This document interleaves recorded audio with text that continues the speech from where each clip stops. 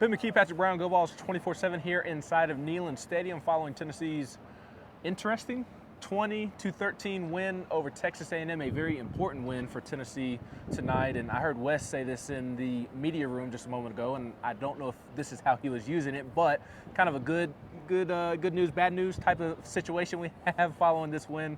Mostly good, obviously, because Tennessee does pick up a W in the win column.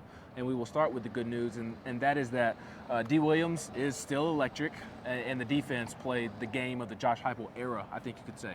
Yeah, I'd say that would be the case. I mean, Tennessee won a rock fight, a AFC North style rock fight for my Steelers fan Ben here. 2013, first time that Tennessee's won a game under Josh Heupel while scoring less than 30 points. It only had 6 of them in his first 31 games or so. So that tells you what they've been doing on offense. And now this defense, which something he touched on, has been sort of a gradual growth over the last couple of years. Obviously, their defense wasn't very good year one. Took some steps last season, but now they're able to go out and win a game where Tennessee's offense really made a bunch of mistakes that generally would lose you a game. But Tennessee's defense was really good. The defensive line was dominant again. James Pierce, Tyler Barron. The run defense was great. Bryson Eason. Secondary was doing its part too. Made a couple of big interceptions late in the game with the game on the line. And then Dee Williams, the talk for the last 2 weeks has been, is he going to play offense? Is he going to play offense? And he makes 2 huge plays on special teams. Everyone will remember the punt return, but him downing the ball at the 1, keeping his toe just in the field of play, set up the punt return. Set up that situation. Tennessee, that's really good situational complementary football. That's a complementary football term. People still equate that with Butch Jones, but it's a real thing, and it's something Tennessee was really good at last season, and that was an example of it being really good for Tennessee this season. And defense of Dee Williams, they get the job done.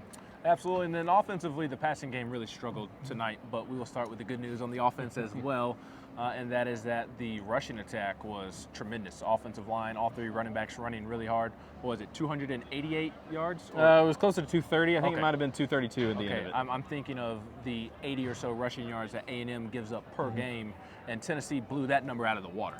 Yeah, I think A&M had the most yards they've given up going into this game was 144 to Auburn, but I think 4 of their first opponents didn't even get to 100 yards.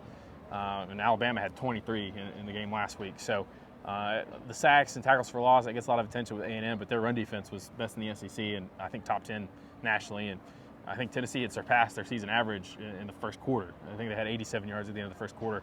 Jalen Wright was outstanding today, I thought. I think he had about 6 or 7 runs at 10-plus yards. I mean, there were gashes that Tennessee was able to open up. Now, there were some plays that were stuffed and gave up some tackles for loss, and that's going to happen. But the offensive line, I think, rose to the challenge of the group they were playing, and the running backs did what they've done all season and performed really well. Absolutely, and Joe Milton did not play well today. It wasn't just him in the passing game. There were some drops by Ramel Keaton.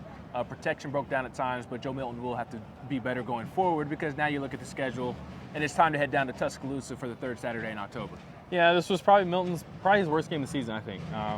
Just the 2-play sequence in the 4th quarter just define what he is at this point. He's going to make a great play, does a great job on the run, lowers his shoulder, takes the DB to the ground, gets up, fired up, finally saw some emotion from him. 2 plays later, he locks in on Dante Thornton. Everyone in the stadium is saying, don't throw it, don't throw it, don't throw it. Throws it right to the safety, cost Tennessee a chance to score. You're just going to get the ups and downs with him, and Tennessee's got to find a way to fight through it. I do think they have to be a little bit better around him.